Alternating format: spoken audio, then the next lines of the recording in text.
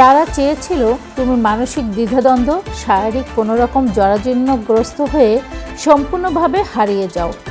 যে নিজে ব্যর্থ হয়ে বসে আছে সে তোমাকে কি বলে চলে গেল, ইট ডাজন্ট ম্যাটার।